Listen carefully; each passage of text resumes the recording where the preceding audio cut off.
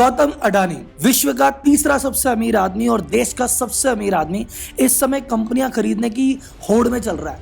जैसे हम मेले में जाके 10-5 रुपए के खिलौने खरीदते हैं, वैसे वो कंपनियां खरीद रहा है। और नया शिकार गौतम अडानी का हुआ है एनडीटीवी। और इसमें इंटरेस्टिंग बात क्या है, ये कंपनी या चैनल उन्होंने खरीदा है बिना एनडीटीवी की मर्जी के, जबरदस्ती। क्या कोई व्यक्ति किसी भी कंपनी को जबरदस्ती बिना उसे इच्छा के खरीद सकता है?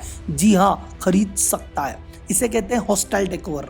और इसके बारे में कि हॉस्टाइल टेकओवर क्या होता है, कैसे किया जाता है और गौतम अडानी जी कर क्या रहे हैं, और आखिर ये धीरे धीरे इतने अमीर आदमी भैया बन कैसे गए। और क्या गौतम अडानी जी देश के पहले बिजनेसमैन है जिन्होंने कोई समाचार पत्र खरीदा है या कोई न्यूज चैनल खरीदा है? ये तो पैसे वालों का शौक रहा है। जितने भी बड़े बिजनेसमैन है इंडिया के, कहीं ना कहीं मीडिया चैनल या अखबार में उनका इन्वेस्टमेंट है। आज मैं आपको पूरी लिस्ट दे दूंगा कि कौन सा अखबार किन बिजनेसमैन ने खरीद रखा है। देखो, पैसा खुदा तो नहीं है पर खुदा से कम भी नहीं है, और इस बात को गौतम अडानी जी हर दूसरे दिन साबित कर रहे हैं। तो जानते हैं एनडीटीवी की कहानी, जानते हैं अडानी की कहानी, और जानते हैं ये पूरा जो नेक्सस कैसे चलता है कि कहां व्यापारी और मीडिया चैनल की ये साठ गांठ के बारे में डिटेल में वीडियो जानते हैं। वीडियो लास्ट तक देखना।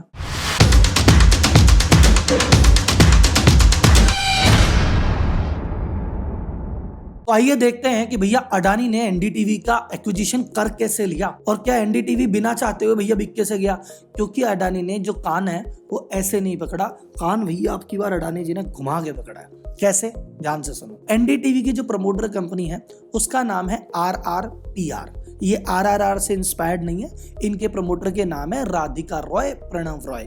इन्होंने इसलिए कंपनी का नाम RRPR रखा है, ठीक है। RRPR ने भैया एनडीटीवी खोला। एनडीटीवी की फुल फॉर्म है न्यू दिल्ली टीवी। इसकी full form Narendra Damodar Das TV नहीं है, जो कि स्पैम चल रहा है। तो एनडीटीवी की जो प्रमोटर कंपनी है वो है RRPR। तो इसने एनडीटीवी को भैया जरूरत पड़ी होगी, तो 2009 में इन्होंने लोन लिया एक कंपनी से। कंपनी का नाम था VCPL। उस VCPL से इन्होंने लोन लिया और कहा कि इंटरेस्ट फ्री लोन है। अब आपने कहा सर जी ऐसा कौन व्यक्ति आ गया संसार में जो लोन दे रहा है और ब्याज भी नहीं ले रहा। तो उसने कहा भैया देखो, मैं लोन दे रहा हूँ, ब्याज तो नहीं ले रहा, लेकिन बदले में ना तुम मुझे कुछ अपने कंपनी के शेयर दे दो, और उस शेयर में मेरा यह है कि कल को 10 साल बाद मान लो तुम लोन नहीं चुका पाए, या मान लो तुम लोन चुकाने की स्थिति में हो, पर मेरा मन है कि मैं तो कंपनी की हिस्सेदारी लूंगा, तो मैं उस लोन को 99.99% शेयर्स में बदल सकता हूँ। तो RRPR ने कहा ठीक है यार, फ्री में लोन दे रहा है, 10 साल बाद करेगा भी तो क्या फर्क पड़ता है, कोई बात नहीं, कर लेना, कर भी लो तो क्या फर्क पड़ता है, आप तो हमारे घर के ही आदमी हो। अब चीज कैसे घूमी, 2019 हुआ, लोन के 10 साल पूरे हो गए, अभी तक लोन चुकाया नहीं था।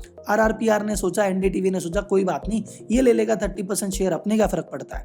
लेकिन नहीं, अडानी जी की एक कंपनी है AMG मीडिया नेटवर्क, जो गौतम अडानी की खुद की कंपनी है।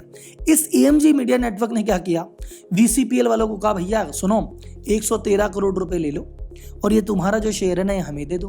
VCPL ने कहा हमको तो भैया पैसे से मतलब है, अडानी जी से ले लेंगे, एनडीटीवी से नहीं लेने तो क्या हुआ, हमको कौन सा एनडीटीवी का 30% लेना ही है, 113 करोड़ रुपए लो और मजे करो। VCPL वाले 113 करोड़ रुपए जेब में डाले और एनडीटीवी का जो 29% शेयर उनके पास था वो अडानी जी को देके चले गए।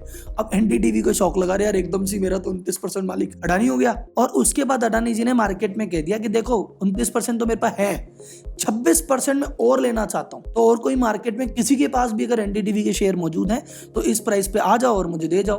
और अच्छी प्राइस दी है, तो भाई साहब जिसके पास एनडीटीवी के शेयर हैं, अगर उसका जी ललचाए, रहा न जाए, तो वो अडानी जी को बेच दे। अब अडानी जी हो जाएंगे 55% के मालिक। इस प्रकार चोरी छुपके से आधी रात के अंधेरे में एनडीटीवी अडानी जी का हो गया। अच्छा, थोड़ा सीरियस होते हैं, इस एक्टिविटी को एक्चुअल टर्म्स में कहते हैं हॉस्टाइल टेकओवर।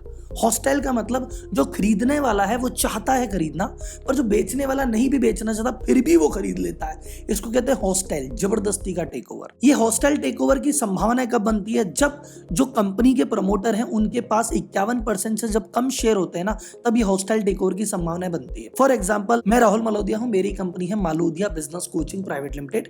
इसके 100% शेयर मेरे पास है, कोई भी हॉस्टाइल टेकओवर कर नहीं सकता, जब तक मेरी मर्जी नहीं है मैं नहीं बेच रहा।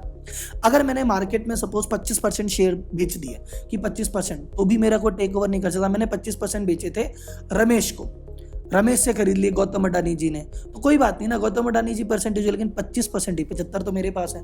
लेकिन कल को मैं करूं कि 10% रमेश को, 10% सुरेश को, 25 उसको, 50 उसको, ऐसे करके मैंने 70% दुनिया के अलग अलग लोगों को बांट दी, और मेरे पास तो 30 ही रह गई भाई साहब। और ये अलग अलग लोगों से एक ही आदमी खरीद ले, तो वो हो गया 70% का, मैं हो गया माइनॉरिटी। इसे कहते हैं हॉस्टाइल टेकओवर। क्या इसके पहले हॉस्टाइल टेकओवर इंडिया में हुआ है? हाँ हुआ है। इंडिया सीमेंट ने राशि सीमेंट करके एक कंपनी है, इसी प्रकार जबरदस्ती खरीद ली थी। L&T ने माइंट्री को इसी प्रकार जबरदस्ती खरीद लिया था। वो लंबे किस्से फिर कभी। राहुल जी, अगर हमारी कंपनी की भी ऐसी स्थिति आ जाए, कोई हमें भी हॉस्टाइल टेकओवर कर रहा हो, तो क्या हमारे हाथ में कोई ऑप्शन नहीं है? सर ऑप्शन तो बहुत सारे हैं, बताऊं? पहला ऑप्शन, इसको कहते हैं व्हाइट नाइट। ये क्या हुआ सर? सफेद योद्धा। इसका मतलब आपने कहा कि यार मेरा शेयर है ना अडानी खरीदना चाह रहा है, अब मैं नहीं चाहता कि वो खरीदे और वो मेरे सर पे आके बैठे। आप चले गए किसी के पास, आप चले गए मोटा भाई के पास, मुकेश अंबानी जी आपसे हाथ जोड़ के निवेदन है, इससे पहले वो खरीदे, आप खरीद लो प्लीज। तो अंबानी जी ने कहा चलो ठीक है, अभी टेम्पररी मैं खरीद लेता हूँ। तो इसके चक्कर में क्या होगा, वो नहीं खरीद पाएगा, और फिर कुछ समय बाद 1-2 साल 3 साल बाद जब तुम्हारा मन करेगा मेरे को पैसे वापस दे देना, तुम्हारा शेयर वापस लेना, तो वो बीच में आ गया और उसने आपको बचा लिया। तो वो हुआ व्हाइट नाइट, सफेद योद्धा। कुछ समय पहले एक कंपनी थी जेस्को, इसको डालमिया ग्रुप जबरदस्ती खरीदना चाह रहा था, और जेस्को वालों ने हाथ जोड़े महिंद्रा एंड महिंद्रा के, बचा लो। महिंद्रा ने कहा ठीक है हम ले लेते हैं। महिंद्रा ने वो स्टॉक लिया और बच गया, उनको डालमिया ग्रुप से उस समय बचा लिया। तो ये व्हाइट नाइट इस प्रकार करता है। सेकंड स्ट्रेटजी होती है, उसको होता है ग्रीन मेल। ग्रीन मेल वो स्ट्रेटजी होती है जहां पे आप अपने शेयर मार्केट में खुद ही बाय बैक कर लेते हो। जैसे अगर मुझे लगता है कि यार कल को अडानी VCPL के शेयर खरीद के मेरे में ना आ जाए, मैं VCPL को बोलूं भाई तू अडानी को नहीं तो मेरे को ही वापस भेज दे, मेरे शेयर में ही खरीद लेता हूं। मेरा अगर शेयर 30% है तो मैं मार्केट से खरीद के वापस 51% कर लूंगा, तो मैं इन चीजों से मुक्त हो जाऊंगा। तो खुद के शेयर खुद खरीद लेना ग्रीन मेल, आपके शेयर किसी दूसरे आदमी से खरीदवा लेना व्हाइट नाइट। तीसरी स्ट्रेटजी होती है क्राउन ज्वेल। वो एक तरह का आप मान के चलो कंपनी जौहर कर लेती है वाली बात है, कि कंपनी बोलती है कि यार ये तो मेरे पे अटैक कर रहा है, क्यों कर रहा है, इसको मेरी ये फैक्ट्री चाहिए।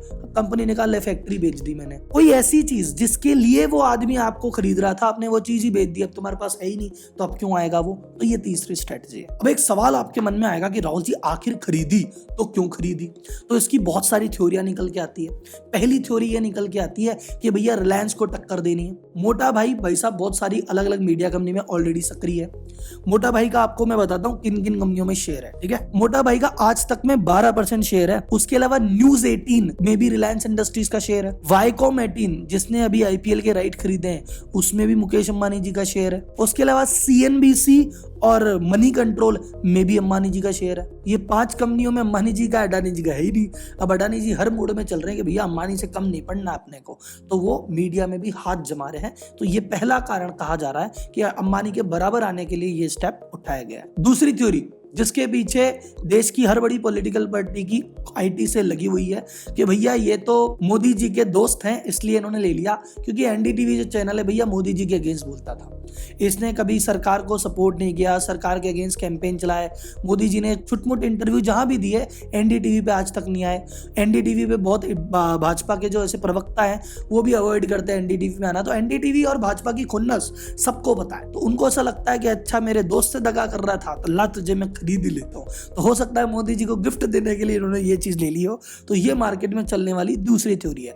असली कारण अडानी जी जाने और हमारे रवीश कुमार जी जाने। आपको क्या लगता है कौन सी थ्योरी सही है? पहली वाली थ्योरी, दूसरी वाली थ्योरी, या आपके मन में कोई तीसरी थ्योरी है? अब जाते जाते आपको मैं लिस्ट दे देता हूँ कि कौन कौन से मीडिया चैनल किस किस कंपनी के द्वारा ओन्ड है। जी न्यूज आपको पता ही है, बिजनेसमैन सुभाष चंद्रा जी है, उनके द्वारा ओन्ड है। आज तक के 12% शेयर मैंने आपको मुकेश अंबानी जी के बताई दिए। Times of India, times now और इकोनॉमिक टाइम्स, ये साहू जैन फैमिली है, बहुत ज्यादा पॉपुलर नहीं है लेकिन उनके द्वारा ओन्ड है। मिंट जो पेपर आता है वो बिरला जी की कंपनी है। बिजनेस स्टैंडर्ड कोटक जी का है। ब्लूमबर्ग क्विंट में अडानी जी पहले ही शेयर लेके बैठे हैं, और अब तो NDTV भी अडानी का हो चुका। ग्लोबल लेवल पे बात करो, वॉशिंगटन पोस्ट जो है वो जेफ बेजोस खरीद चुके हैं, और ट्विटर पे तो हमारे एलन मस्क की नजर है जिसका तो बहुत बड़ा मुद्दा है, और अपना वीडियो भी है उस पे। तो कुल मिला के अगर कंक्लूजन की बात करें, देखो मीडिया बहुत स्ट्रॉन्ग चीज है।